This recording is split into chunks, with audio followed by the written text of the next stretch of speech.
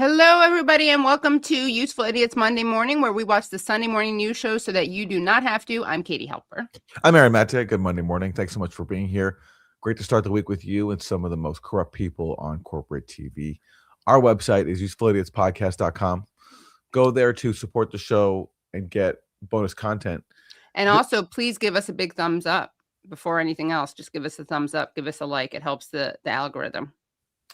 Now, this week, because of the Olympics, we didn't get Meet the Depressed. So we're going to go right to Senator Mark Warner on Fox News. Now, if you're a war hawk in Washington, these days are kind of a letdown because there was a lot of hope after Trump threatened to, stand with the protesters of Iran, quote unquote, that he was going to bomb. But he hasn't done that yet. In fact, there have been talks going on between his top officials, his son-in-law, Jared Kushner, Steve Witkoff, and Iranian officials. And Trump even said recently that there's been some progress made.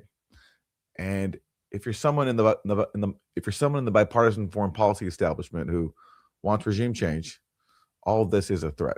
And so here is Senator Mark Warner on the threat of regime change in Iran.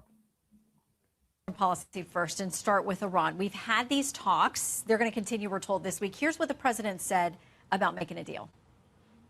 And they want to make a deal, or as they should want to make a deal. They know the consequences if they don't make a deal. The consequences are very steep. What do you think the consequences should be? They seem to be very good at evading the sanctions packages we've had so far. Well, I think the president's got to keep all the options on the table. But I would point out that a few weeks back, when the Iranian people were out in the street en masse, and the president said, hey, don't worry, we're going to come help you, he couldn't or chose not to, because we didn't have our full fleet there, because the aircraft carrier that would normally be in the Mediterranean was off the coast of Venezuela, being part of that blockade.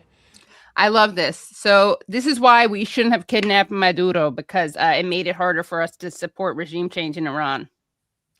Really strong argument. It's so annoying when you're trying to cause regime change in Iran, when your hands are tied because you're trying to cause a regime change somewhere else, and you've committed too many resources to that regime change operation, and not enough to this one.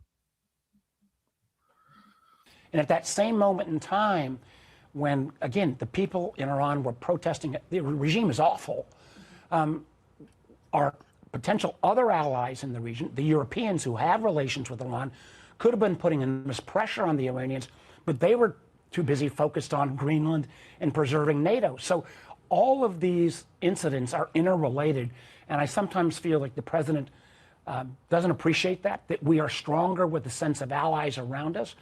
And by the way, notice how he just has to insert the regime is awful, right? The Democrats especially do this because they don't want to be accused of being soft on, anything, from law and order to national security. But it's like they can't even get out a sentence about Iran or Venezuela without mentioning how bad the regime is. And it's also just so amazing. They never call it a regime in Israel. It's just such overt coded language for when it's the bad guys, it's a regime. That's right. And this is the most they can do in terms of being critical of regime change. It's not, do we have the right to do it? It's, have we assembled enough allies to do it? Do we have all of our ducks in a row? Basically, it was the same thing with Iraq. Like John Kerry, it was so awkward for Democrats in 2004 when they chose to run John Kerry to go against George W. Bush. John Kerry, who had voted for George W. Bush's Iraq war. So it was difficult for him to make the case that he was against the war. So he started saying, like, we didn't go in with the right equipment. Right. That was his big critique of George W. Bush. Like, it didn't land, and George W. Bush won re-election. So, but imagine someone saying, hey, we have no right to go bomb and destroy a foreign country and kill a bunch of people. Can anyone say that? Not really. Right. Clearly, he's got a fleet now off the coast. He's got the military option. I would hope that we could continue to ratchet up pressure from not just our sanctions, but also more of the Europeans as well. We've got to try to find ways to get rid of that regime, though. Okay, that seems to be the part. I mean, it's so great that he just says it out loud. We got to find ways to get rid of that regime, though. Yeah. Thanks for saying it. What we argue they're trying to do, they just say it out loud occasionally. Where there is bipartisan agreement that this is not. But what comes next? Like, I wonder if Democrats are going to run on that in the midterms. Like, let's find a better way to have regime change in Iran. Better than this guy's. Yeah. But better than Trump's. Make regime change great again. Murga. Yeah. It rolls off the tongue. Yeah, exactly. Is the question to me because, the people there who've taken to the streets, and we know thousands. 1 second. I just want to We've got to try to find ways to get rid of that regime, though. Okay, that seems to be the part where there is bipartisan agreement that this is not. But what comes next? I wonder if she means, I guess she means among politicians when she says bipartisan agreement, because of course, among the people, it's really not popular at all. There's kind of bipartisan agreement against regime change when you ask people here who aren't elected officials, at least high up elected officials. Well, look, she's definitely talking about politicians because that's all that matters in Washington, not the actual people. But look, if you look at some polls of MAGA, there is like support for Trump bombing Iran. And it does speak to the idea that, like, while yes, Trump ran against regime change, MAGA does operate as kind of a cult where what the dear leader wants, the dear leader gets. So if Trump wants regime change in Iran, unfortunately, it looks like at least he can get his base to get behind it. Yeah. Because of the way MAGA works, or because MAGA works, as we're calling it now. Right. Make regime change great again. Okay. All right, let's go back to her. Is the question to me because, the people there who've taken to the streets, and we know thousands, at least by their accounting, could be tens of thousands, have died, many more jailed. But what comes after the Ayatollah? Well, again, that is one of the challenges we have. There's not been. And by the way, those numbers are not backed up in terms of the numbers killed. So it's not like, we always have to take what governments say with a grain of salt, but they say that there were 3,117 people killed during the protest, 427 of which were from its security sources. But what's interesting is that so what did I say? Sorry. The number of killed include more than 400 security forces. Yes. Yeah. And even the United States-based human rights activist news agency is saying it's lower than the number that Shannon just gave. But obviously, not surprising there that no one pushes back on it. If you look at the groups that are putting out these figures, more often than not, they're funded by groups like the National Endowment for Democracy, which is a U.S. government regime change front. Right. It funds groups to help destabilize foreign governments. That's what the National Endowment for Democracy does. And a lot of these groups that are being cited for the death toll in Iran, they're funded by these groups. And crucially, they're not inside Iran. So their ways of verification are extremely limited, and they're also biased. And we never hear about what those potential biases are. And we do know there were infiltrators inside these protesters. Mike Pompeo bragged about it. Right. And Israeli sources bragged about how they helped kill Iranian security forces. So yes, the death toll is not known, and certainly you cannot trust U.S. government funded groups who are not even inside Iran as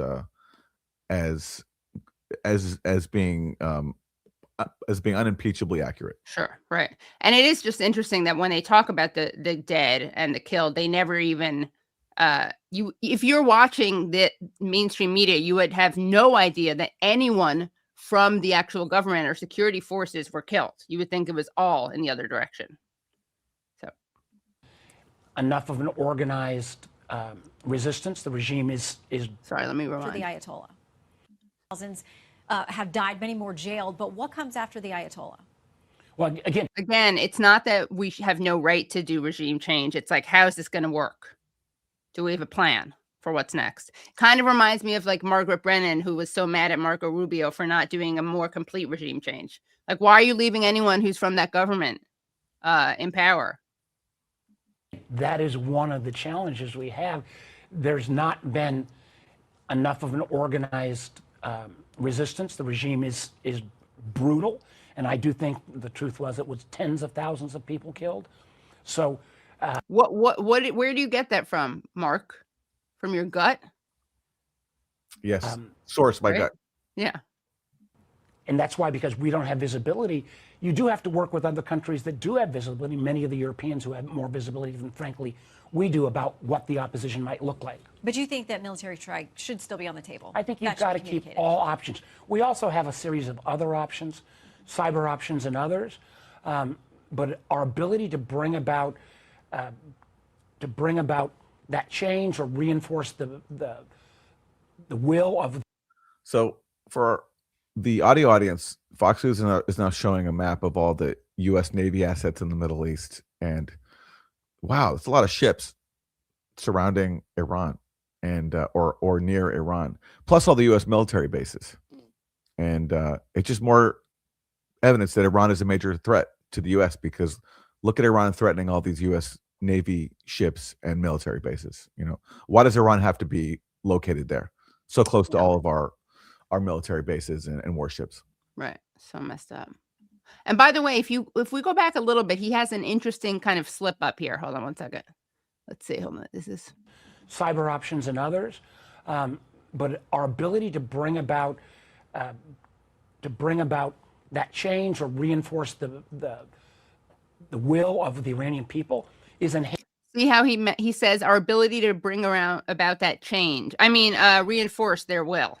So he kind of catches himself overtly talking about regime change, and then backs off a little bit and makes it seem like it's actually just to support what they already want, as if they all want regime change. I mean, even the opposition there, some does. Some parts of the opposition wants regime change, but other parts don't. I mean, enforced. Sorry, when I say that, some parts want it facilitated by the United States, and other parts don't.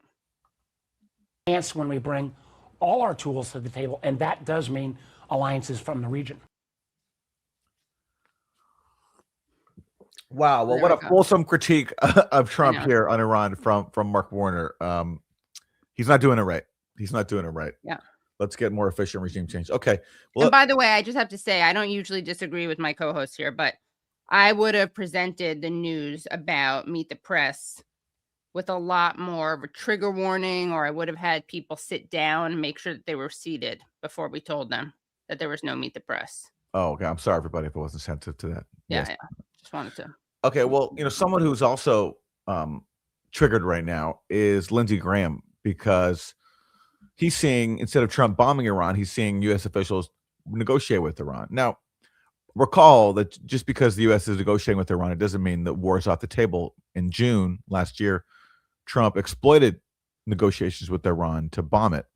And, that very well could happen again. But Lindsey Graham is alarmed enough to go to Twitter and complain about the possibility of these peace talks actually going somewhere. And look at what he wrote. And let's make it a little bigger so people can see it.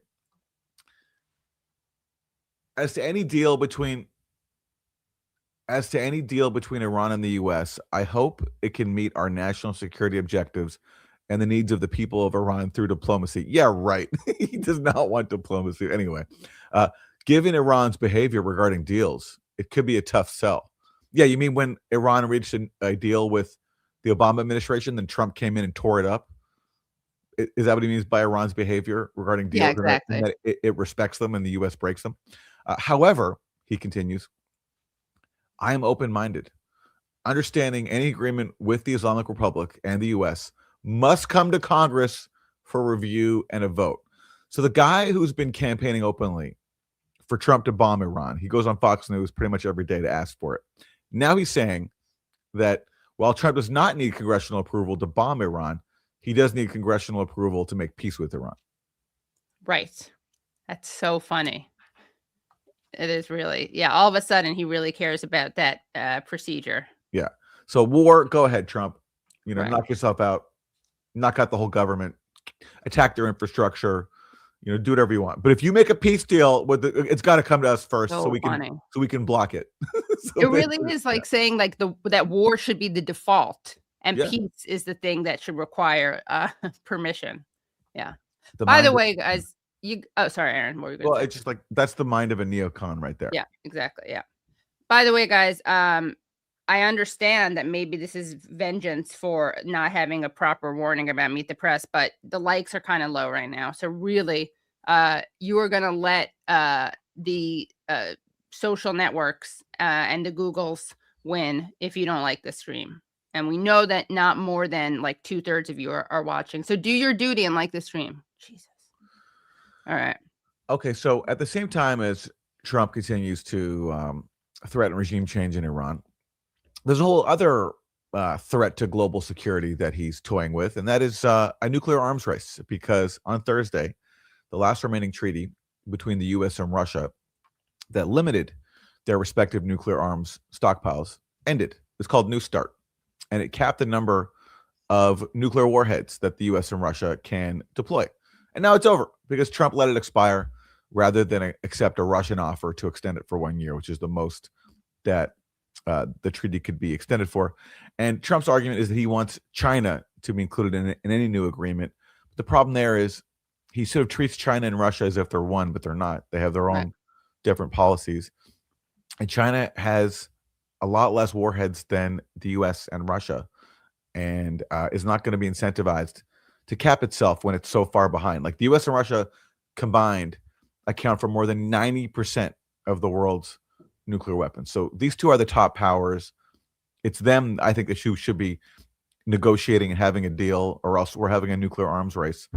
And Trump is toying with the possibility of all that of arms control coming to an end and a new arms race beginning. What could go wrong, right? What could go wrong?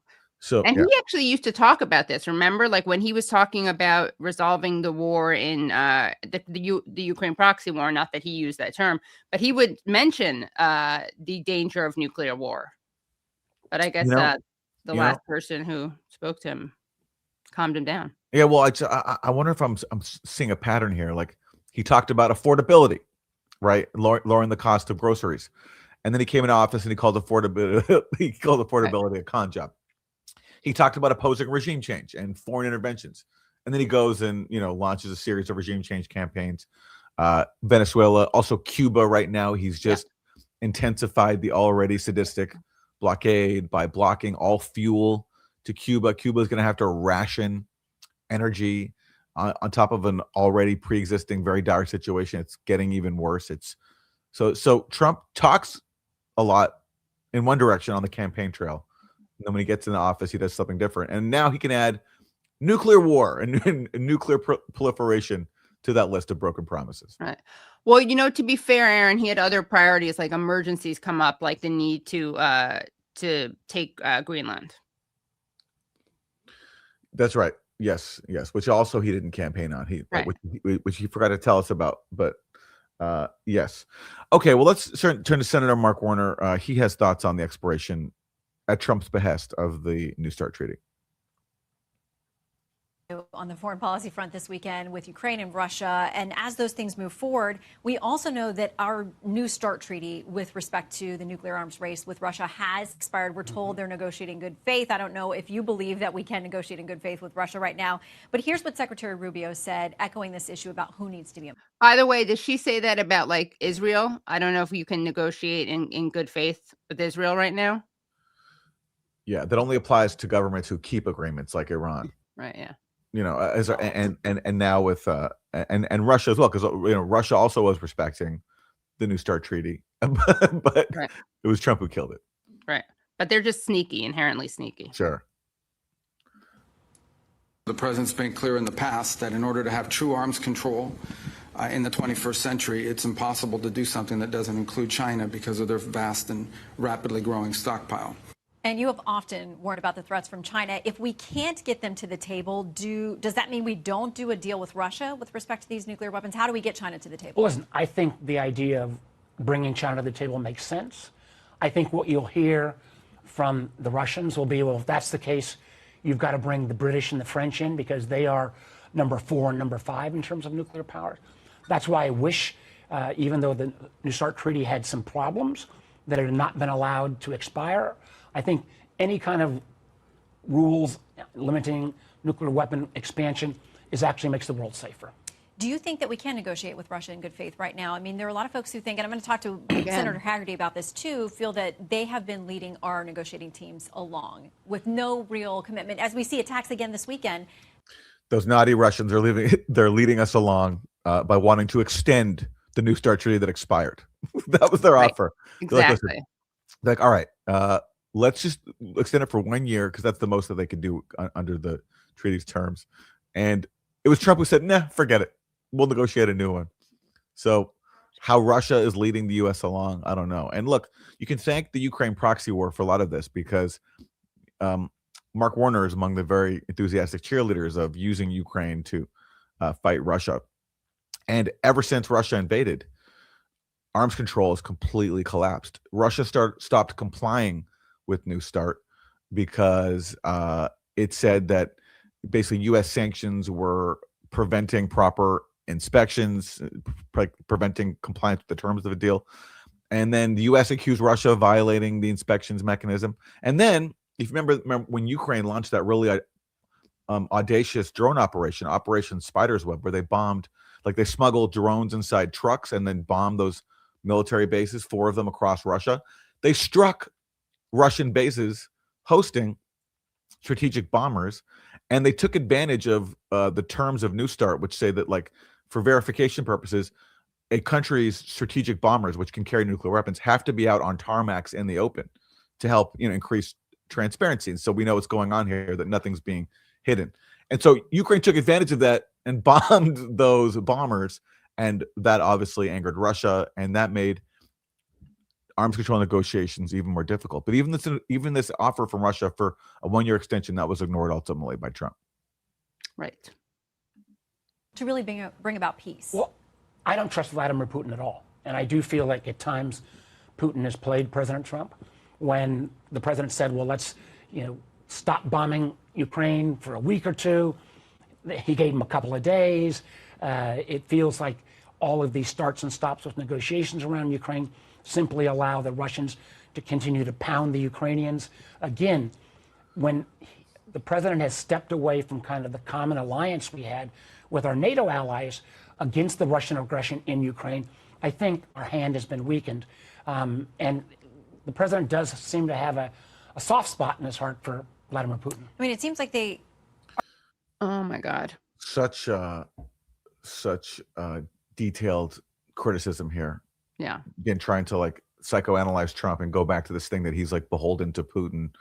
It hasn't been electorally successful. Hasn't been successful on the foreign policy front to keep pretending as if Trump is beholden to Putin. But they really can't let go at this one. I mean, really, the psychoanalyzing really should go to Democrats, who can't let go of this constant claim that Trump is has a soft spot for Putin. When look, I do think he admires authoritarians like Putin. I think it's very, very, very clear. He admires people who he perceives as tough guys, right? And Putin's one of them. But if you look at his policies, he just ended a key arms control treaty with Russia. He sent weapons to Ukraine that Obama wouldn't send. And yes, he is talking about ending the war in Ukraine and promised to do that in 24 hours, but he hasn't even accomplished that. Yep. But it's a great talking point. They just can't give it up. But you're right, Aaron. It's they who need they're the ones who need the psychoanalysis. I mean, so does Trump too. I mean, if there's anyone to psychoanalyze, it's Trump for so many reasons. They're just on the wrong talking point or whatever. He's arguably the most narcissistic, certainly president in U.S. history. One can maybe even a world leader in history. But this thing about Putin, I don't think this is it. Right. Are trying to inch forward. I mean, President Zelensky came out and said that there is this timeline now. He says it's been dictated by the U.S. for getting this thing wrapped up. We'll see if they make any progress on that. In the meantime... Well, that's a timeline that was different than the fact that the war was supposed to end within the first 24 hours.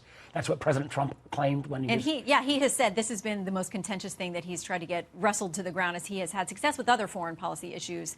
But yeah, this one remains unresolved. What has he had success with, by the way? Well, he says constantly that he ended 7 wars in 7 countries. Even though he didn't, but anyway. Right. That could be a musical, 7 Brides for 7 Brothers. He could put on a musical, 7 wars in 7 countries.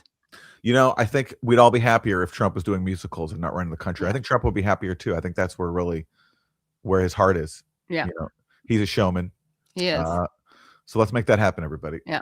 Let's get Trump on Broadway. Okay. We would love that.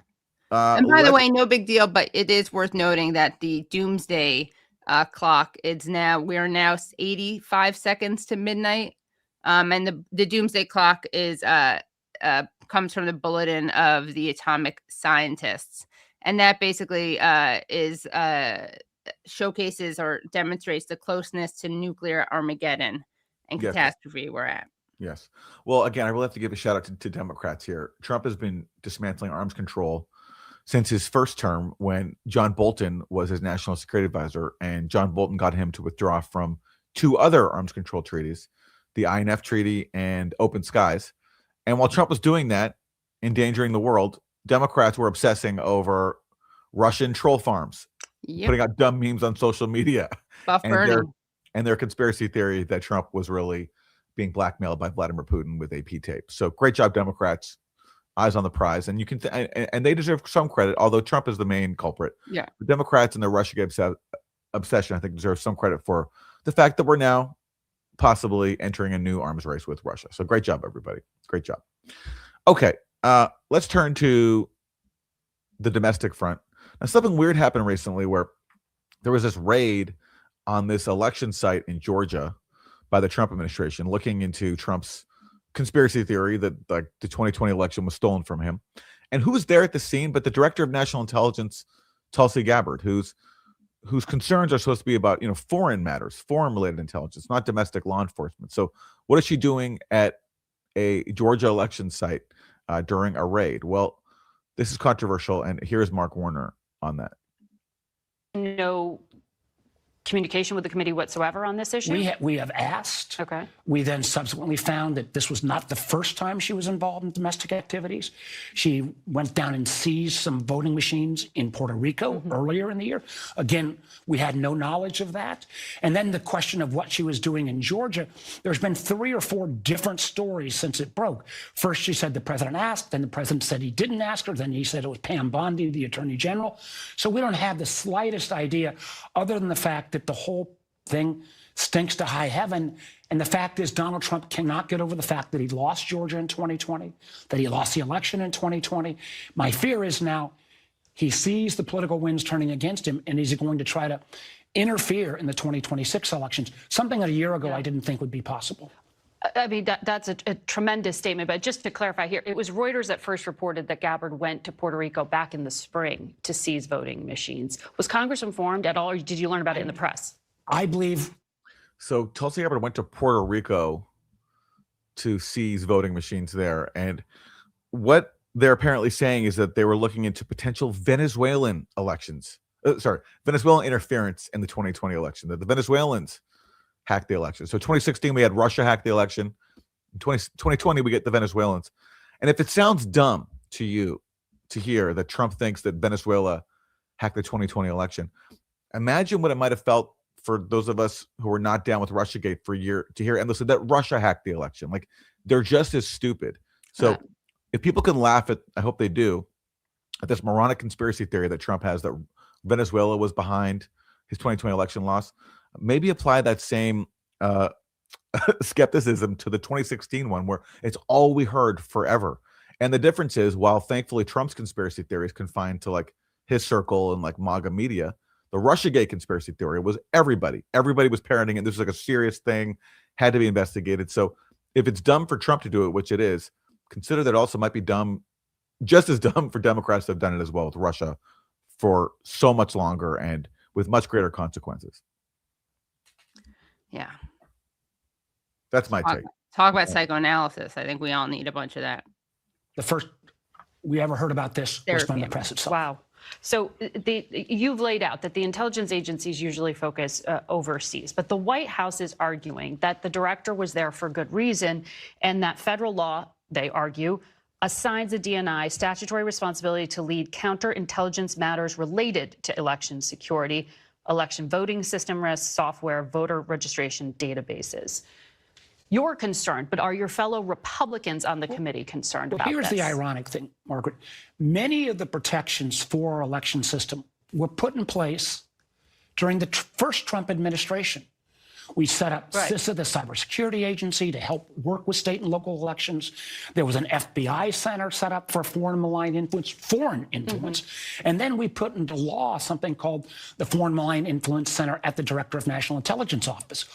Yes, and all this stupid fear mongering about foreign actors hacking the election, which was the basically Democrats' excuse for losing Trump in 2016. Now that's being exploited by Trump to push his dumb conspiracy theory about why he lost.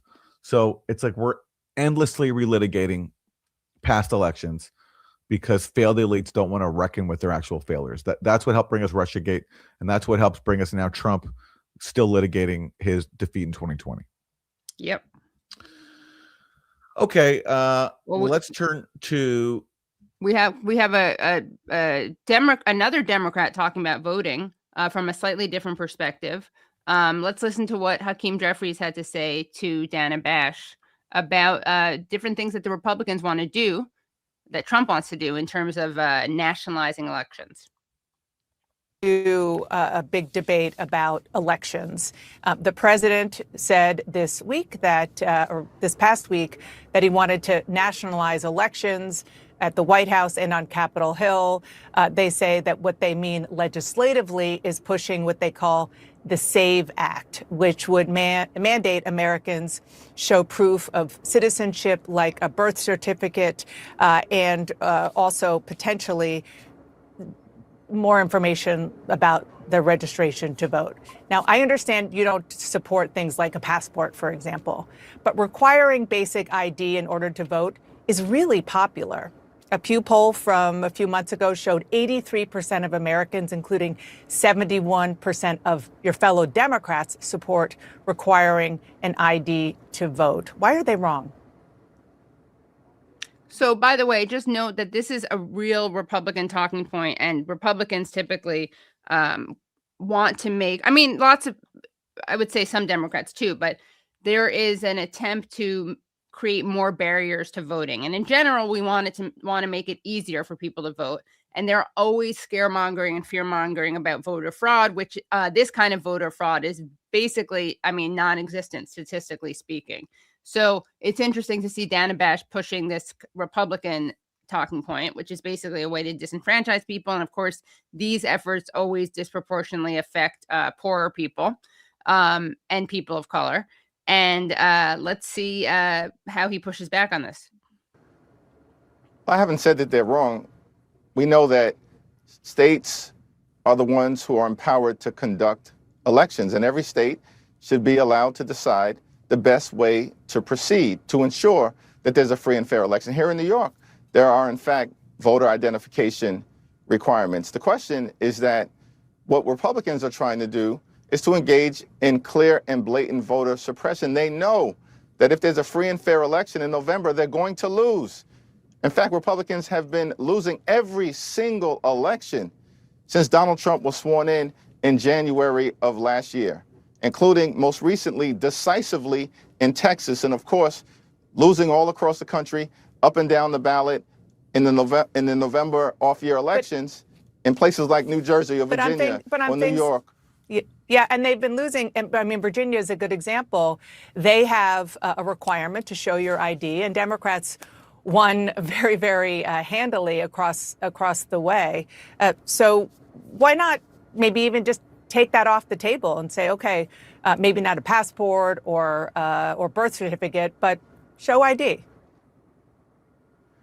Well, first of all, every state is empowered to be able to make the decision on their own, and we completely and totally support that. What Donald Trump wants to do is try to nationalize the election. Translation, steal it, and we're not going to let it happen. We stopped them in terms of their gerrymandering efforts, where they were going to try. Yeah, I mean, it's just to me, actually, the more interesting part of this clip, more interesting than Jeffrey's response, is Dana's framing, because this is much more aggressive than anything they've done before. What they're proposing in the SAFE Act is more aggressive than what they've done before. And that's pretty, I would say that she's being pretty negligent, biased, and irresponsible in not pointing that out. She's making it seem like, oh, come on, it's not a big deal. Like they're not going to, maybe passports. Yeah, that's too much. But what about other kinds of good old fashioned ID? And obviously, it should just be as easy as possible to vote. You don't want to, this is such an important right. Why would you be making it harder at all? So if your name is Jerry, I wonder how you feel about the term gerrymandering, like, because you're sort of being singled out there in a very negative context for like rigging elections. Like, Jerry, are you mandering again? You know, like it's got to hurt. And now Jerry's a pretty antiquated name, so if your name is Jerry, you're probably an older generation. Or maybe are you saying that they don't matter, Aaron? Or maybe, but I'm saying is maybe you even support gerrymandering. You know? Oh, I see. You know, wow.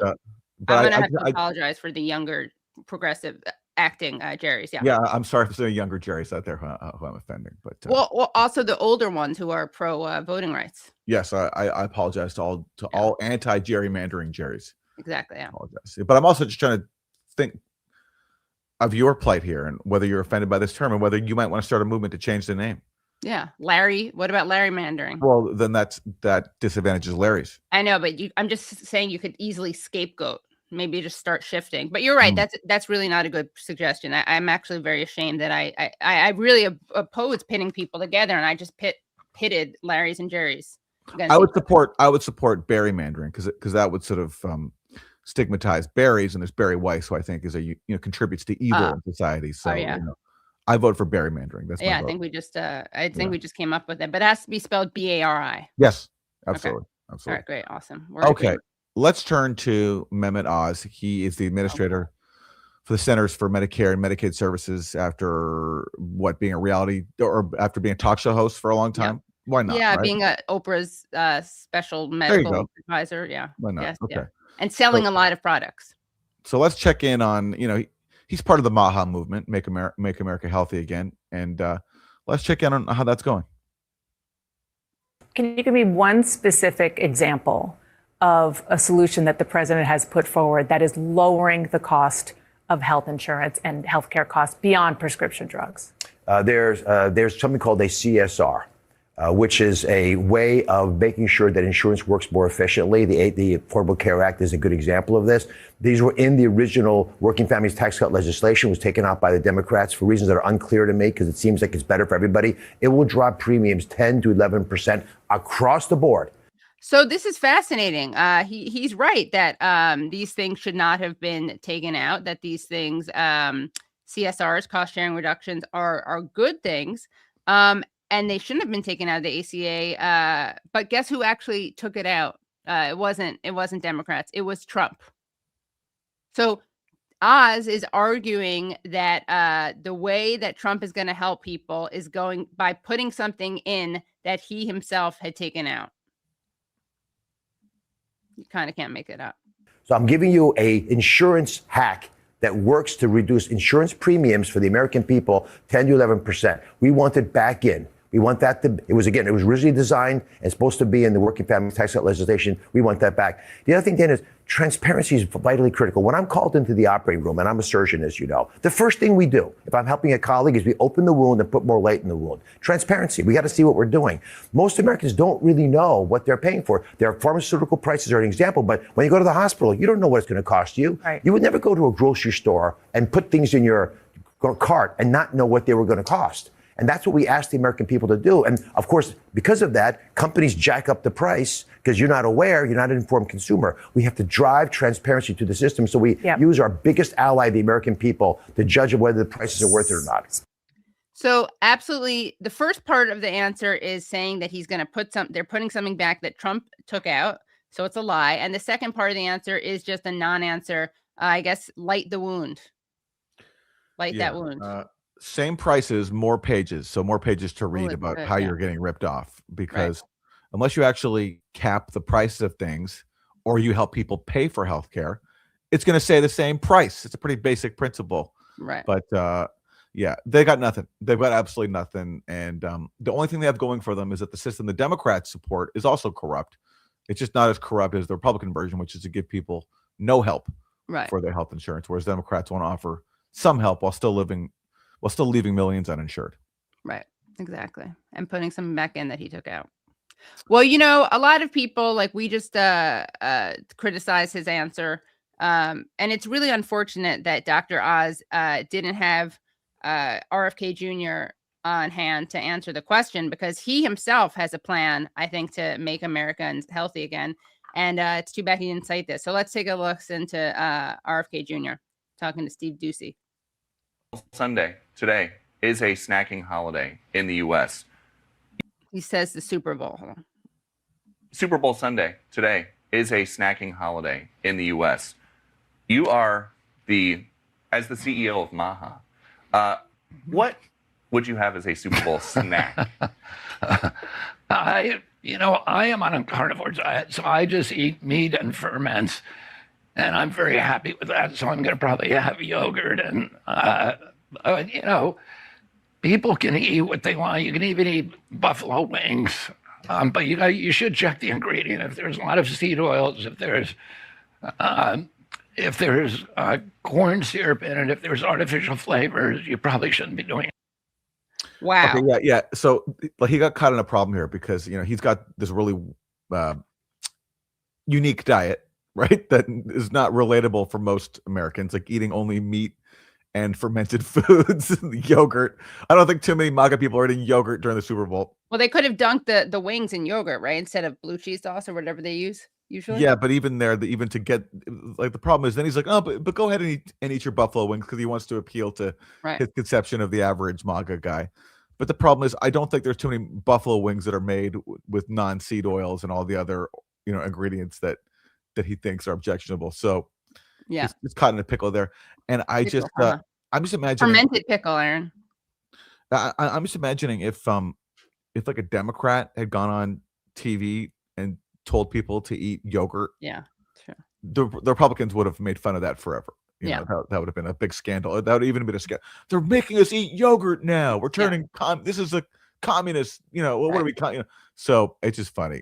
It's funny the position that RFK Jr. is in, and I just, given what I know about his history, I'm personally not taking health advice from RFK Jr. Although I respect that he's out there and trying to do something different, including advising yogurt. During the Super Bowl. It's true, Aaron. They would cut the Republicans would cut an ad immediately, and by today they'd have a campaign ad about a Dem advising yogurt consumption. But on a more serious note, he is promoting dairy and meat. Beef lobbyists are quite present when it comes to Trump administration. So three of the total 9 members on Trump's administration's scientific foundation for the dietary guidelines for Americans have ties to the National Cattlemen's Beef Association, and at least 3 also have ties to the National Dairy Council. So just putting it out there. And also he's gone on promotional he promotes using tallow and cooking things in beef oil instead of seed oil. Well, I think bone broth enthusiasts would be behind that one. I mean, look, this stuff is all very complicated and it's personal, and I just think RFK Jr. as the sort of embodiment of health and the voice of reason. It's a tough sell for me. But hey, listen, it's a very unique thing, and everyone's got their own. Everyone makes their own personal decisions on this stuff. I think we can all agree that if a Democrat had advocated yogurt consumption, this would not have been received so warmly on Fox News. Right. Yeah. But tallow is different from bone broth. Okay. Well, thank you for the clarification. Tallow is rendered purified fat. Okay. Whereas bone broth is a collagen-rich liquid. Okay, my bad. I'm sorry. Okay. I'm sorry to all bone broth enthusiasts if I offended you. By not understanding the core ingredients. Okay, let's turn to Congressmember Tony Gonzalez of Texas. He's a Republican, and he's going to talk about the congressional standoff over funding DHS in light of ICE, which is a wing of DHS, terrorizing people and killing people in recent weeks. About immigration. We've spoken before. You have this border district. You know a lot of Border Patrol agents personally. They're your constituents. So Friday, Homeland Security funding is going to expire. Right. And there's this standoff in the Senate in particular. Democrats are demanding a number of reforms, and I want to lay them out here. And this is sort of the cost of their vote. Democrats want to require a judicial warrant, not just an administrative one, to enter private property. They want federal law enforcement agents to show ID, wear body cameras, standard uniforms, no masks, protect sensitive locations like schools and churches, stop racial profiling, coordinate with local jurisdictions to prosecute crimes. Are you on board with any of these demands? Do you see a deal? I think we need to work through it. There's some things that make sense. There's a lot of things that don't. Just a few days ago, this was a bipartisan vote, and all of a sudden now the Democrats are trying to hold the country hostage. I'll tell you what's not going to be in there. Amnesty for illegal aliens. I'll tell you what's not going to be there. Stripping away protections for law enforcement officers that are trying to protect themselves. If rioters get to wear masks, then law enforcement gets to wear masks as well. Okay, by the way, note that we talked about this with Alec, the lawyer, that, of course, body cams have bipartisan support because they are actually tools of surveillance. So before people get excited about body cams, you should know that that's why they get support.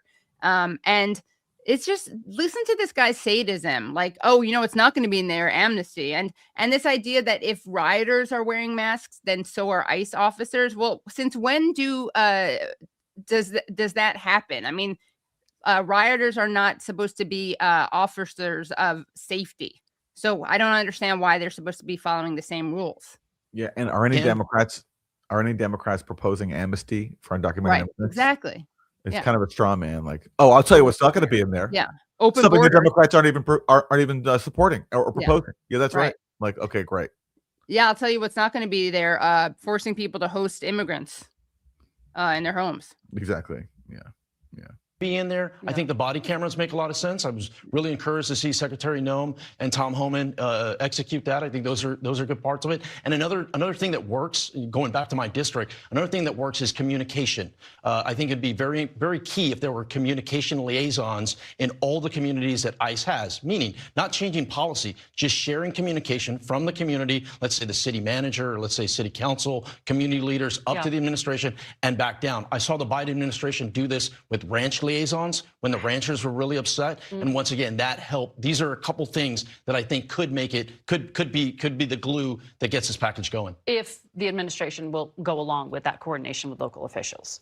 Yeah, absolutely. The liaison piece makes a lot of sense to me. I mean, that one, once again, ICE is not going to stop going to these communities. It would be helpful if we had many Tom Homans all throughout the country basically saying, this is what we're doing, not leaving things to what ifs and letting other people fill that void, but an actual sharing up and down the chain of command. Now, did he say many Tom Homans or mini Tom Homans? Because I got really excited when I heard what I thought when I heard him say, I thought mini Tom Homans. Like they're going to miniaturize Tom Homan. Yeah, like mini-me versions of Tom Homan. Yeah, that's exciting. That's cool. Yeah.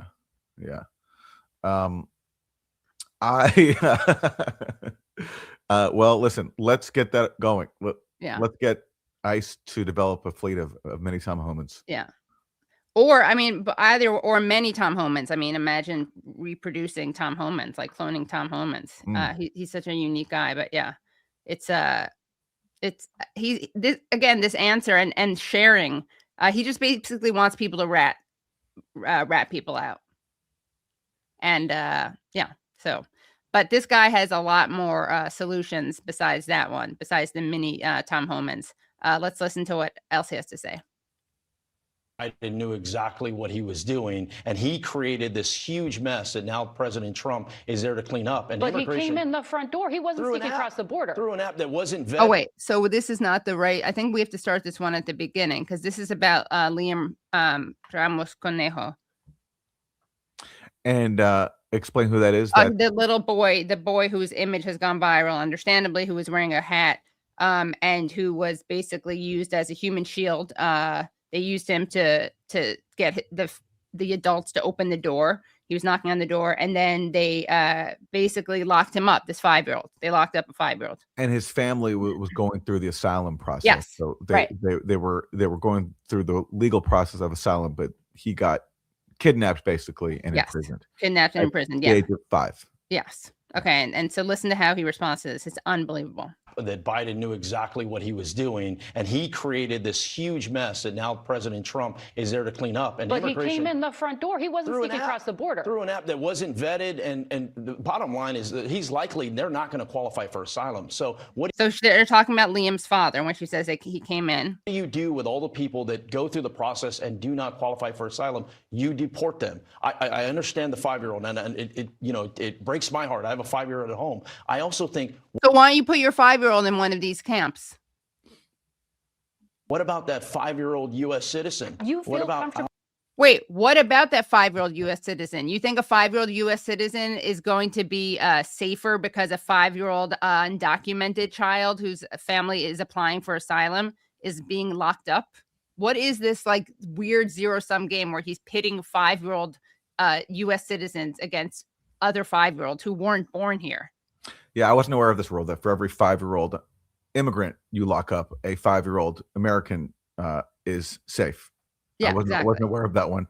And I wish he could have made that case directly to young Liam, like go visit him in his prison cell and be like, what about what about a 5-year-old white kid out there? Okay. Yeah, exactly. Like, you have to do the time. It's so unbelievably callous. It really is. It's so sadistic. Does he challenge him on that here? Like, isn't that worth challenging? Defending that? Okay, I feel comfortable. We have to have a nation of laws. If we don't have a nation of laws, we did have he was following the law. And listen to how obsessed he is with the fact that it's an app. Like, they're just so desperate for talking points. Again, this was something Biden set up that they're trying to now undo. That doesn't make things, you can't illegalize things ex post facto. If you change a law, okay. I mean, it's bad that he did that Trump's doing that, but you can't prosecute people for doing something that was legal at the time. The argument basically is like, it was under Biden. Okay. It doesn't count. It was under exactly. Biden. Okay. We're Trump now. It's Trump time. Okay. It's not Biden time. It's Trump time. So therefore, if it was done under Biden, we don't have to follow the laws around it because it was under Biden. Very childish. Yeah, and also when they always are doing this about like pitting people born here against undocumented people or just immigrants in general. And that 5-year-old child that he cares so much about may want to know that according to this new study by the Cato Institute, which to be fair does want immigration to happen. The first 30-year analysis of its kind, conducted with data taken from 1974 to 2023, found that immigrants gave more money to the economy through taxes than they take in benefits. And that's been documented many times, but this is the most comprehensive study. But let's go back to Tony. The law. I'd also say this. That's the rub. It's that a new administration deemed the last administration's regulation not to be legal. We can be compassionate, and we can also enforce our laws. And I think that's the secret sauce that the administration and Congress must do. Let's enforce our laws, but let's do it in a humane way. The facility in Dilley, I've visited there many times. I've visited dozens of different facilities. It is a nice facility. It's a detention facility for people that are in the country illegally that are about to be deported, but it is a nice facility, nicer than some elementary schools that are in San Antonio. Advocates have said otherwise, but quickly So before send your kid there. Send your kid to that facility. And yeah, he actually made a disgusting like PR film where he went there and showed some shots of kids in rooms it was such an obviously staged, coordinated piece of propaganda that people have been trying to kill themselves in that facility that he says is so nice. This guy, and he's like, we can be humane and follow laws. You're literally being inhumane and you're punishing people who followed the law. And if he's saying that prison is nicer than some elementary schools in San Antonio, that's an argument to shut down those elementary schools Yeah, exactly. immediately. Like that would be like exhibit A in a case to get those schools shut down. What a terrible thing to say. And awful. Yeah. Okay, well, we have more from Tony Gonzalez. Oh my God, yeah. Unfortunately, this is so great. Yeah, because now there's speaking of racism, there's another controversy recently where Trump, from his social media account, posted a racist video depicting the Obamas as apes. Yeah, and Republicans begged him to apologize. It took like 12 hours, but finally the post was deleted. And I think the White House said that an aide had posted it. But when Trump was questioned himself, he did not apologize and said it was, it was a strong video. It was, blah, blah, blah, blah, blah. Anyway, so here's Tony Gonzalez. Before I let you go, a number of Republican lawmakers have objected to the video that the president and his staff posted to his social media account, the one of President Obama and the former First Lady. Do you think he needs to apologize for it? It's up to the president. There's no room in this country for racism, anti-Semitism, socialism. All the isms need to go. But what you think it was that? Okay, so thanks for squeezing in socialism and anti-Semitism. Obviously, everyone has to condemn anti-Semitism to suck up to the Zionist lobby. But that is a hilarious way to respond to a video that makes the former president and his wife, who are black, monkeys, is to bring up anti-Semitism and socialism. Thank you.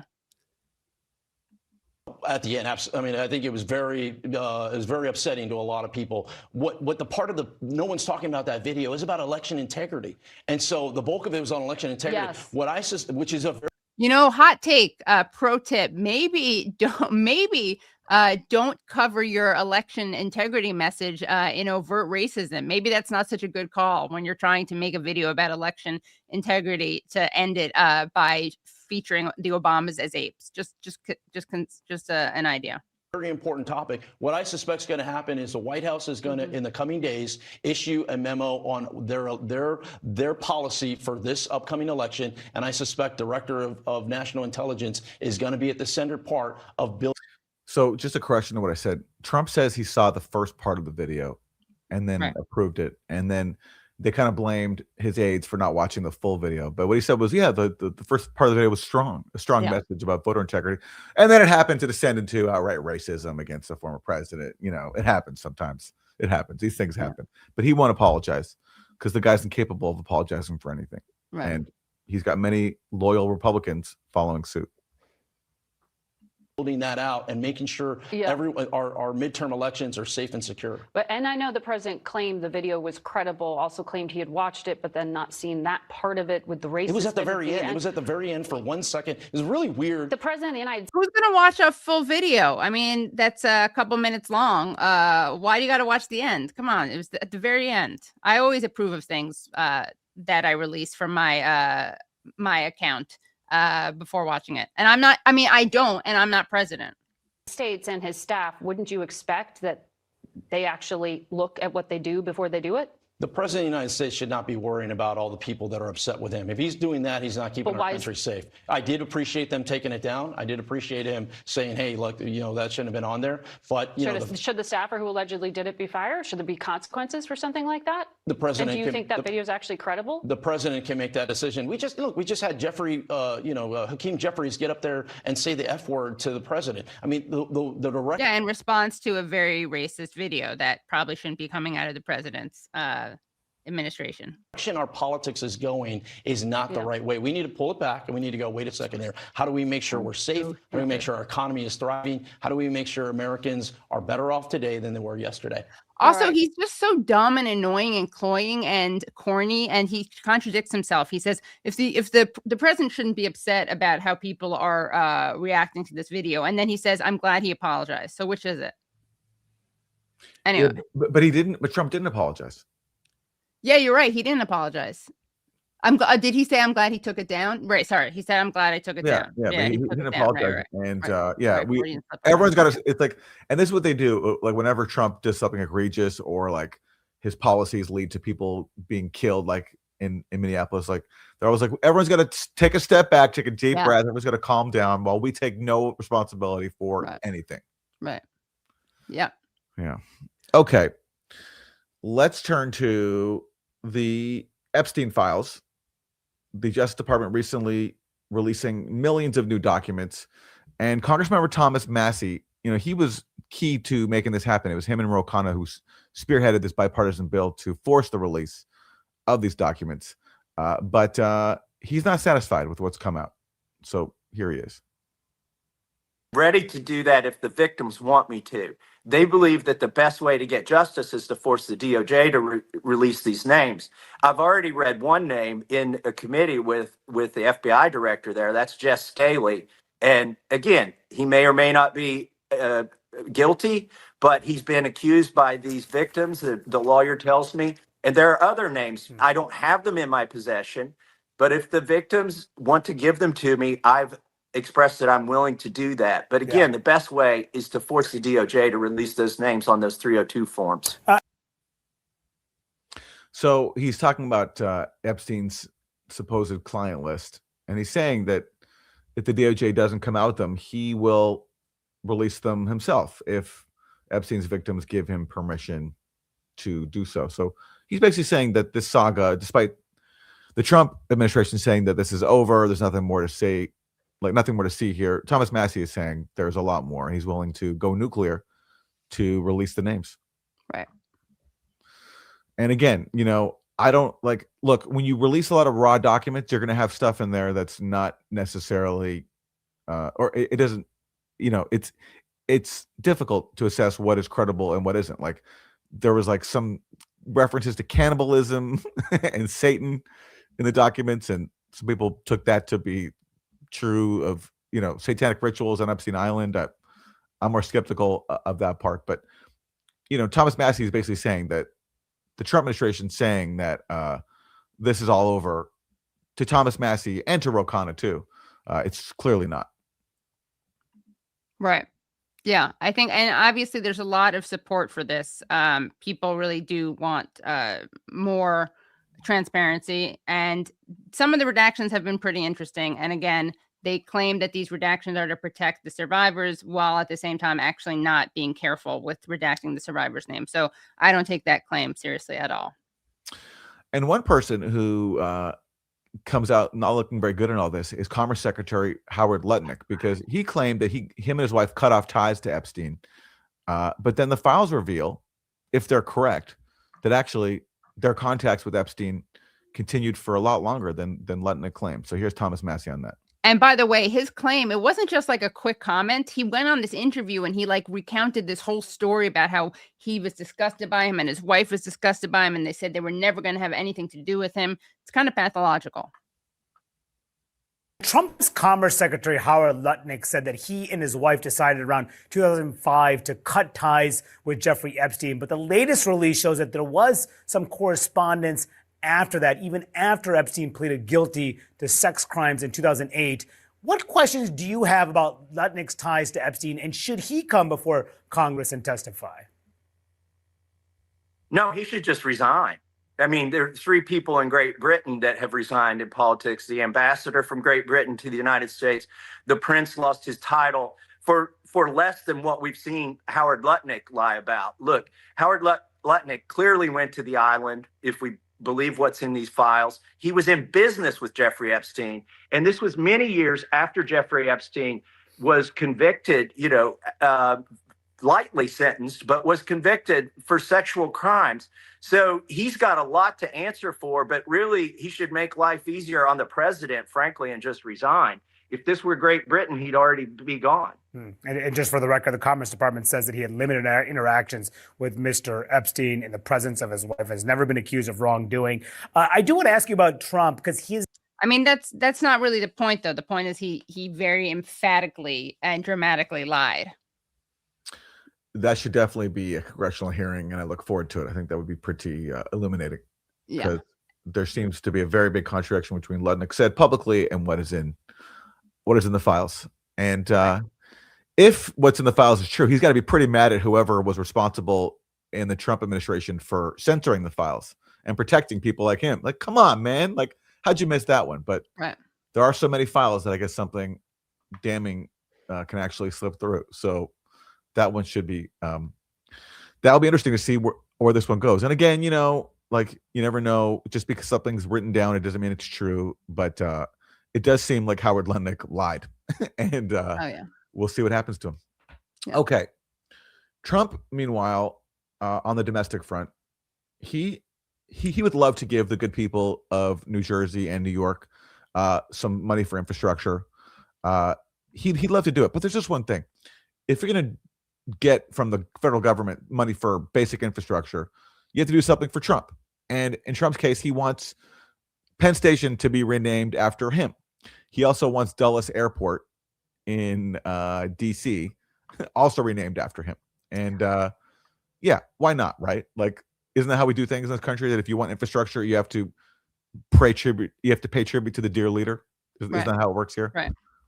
Quid pro quo. Right? Yeah. Usually you wait till they're dead. That's actually how it works, but not with Trump. Well, Trump's getting a head start. So here, and Dulles is in Virginia, not DC. Okay, so here is Congressmember Mike Lawler of New York, whose state really needs these infrastructure funds, but he's also a member of Trump's party, so he can't really contradict the dear leader. I know there have been numerous conversations between the president and Senator Schumer to try and resolve this. Chuck Schumer again shut the government down last week. Ultimately, this is a negotiation between the two of them that I think can get done. I recall back when I was in New York politics, Andrew Cuomo negotiated the renaming of the Tappan Zee Bridge after his father and the renaming of the Triborough Bridge after his former father-in-law, RFK. Yeah, again, they were not alive when this happened. Kind of. Yeah, and RFK was assassinated. He was murdered. And yes, they were not alive. And also, I don't think Cuomo threatened withholding of money to do what he wanted. I don't think he acted like a mafia don, as Donald Trump. I mean, though he does in many other cases, but perhaps not in this one. Yeah. This is not new. Renaming. I know, but if I can, not a new concept. But if I can say, let me just finish, John. Okay, but I mean, he's holding the money hostage for having these things named after him. I mean, this is not like part of a let's honor somebody. He wants it named after himself, and he's saying he'll unfreeze the money if they'll do it. John, at the end of the day, to me, I really could care less what the name of a building is, a critical infrastructure project is. I care that it gets done. And ultimately, from my vantage point, work it out. These guys have been known each other. This is so corny and stupid. First of all, anytime anyone says at the end of the day, whatever comes after is going to be a total corny line, meaningless corny line. But also, if he cares so much about this infrastructure, then he should care that he's trying to hold it hostage. And by the way, this is the guy, he worked really hard on the Abraham Accords, Lawler, architect of the Abraham Accords. He and Richie Torres are working hard on reinstating them. And listen, I'm all for renaming things. Like, for example, Dulles Airport. I'm not a big fan of John Foster Dulles, the former Secretary of State, hardcore Cold Warrior, responsible for a lot of atrocities around the world. But I don't know. I think we can do better than Trump. And certainly I think we can do better than threatening to withhold money for vital infrastructure unless you honor Donald J. Trump. I just don't think that should be normalized. Yeah. But if you're a Republican in Trump's party, you kind of got to roll with it. Yeah. Okay. Well, that's going to come to the end of the show. Katie, anything you want to promote for the Katie Halper show this week? Let's see. I'm going to have a great show tomorrow. I'm actually going to have the great Rama Zain on to talk about Upscrolled, which is like the alternative, the non-Zionist coordinating app, social media app. Also, imagine that, everybody. A social media platform not controlled by Zios, where actually you're not going to be censored and throttled for seeing Palestinians as human beings. It's crazy. It's a crazy concept, and it actually exists. Really Upscrolled. If you're on social media, if you like social media, consider Upscrolled as part of your social media diet. Yes, and I'm going to have her on with Omar Zaza, who wrote a great book called Terms of Servitude, which is all about the way that these evil companies basically do the bidding of Zionism. It's Terms of Servitude, Zionism, Silicon Valley, and Digital Settler Colonialism in the Palestinian Liberation Struggle. I'm also going to have on Eric Lee, a lawyer who's actually been to that Dilley detention center, and he does really important work. And then we're going to have a special Jeffrey Epstein guest. Okay. So definitely tune in, 7 p.m., youtube.com/The Katie Halper Show. All right. That's our show. Useful Idiots. Podcast.com is our website. Go there to support us and keep the show going. Thanks for watching Monday Morning. We'll see you next time. Bye, everyone.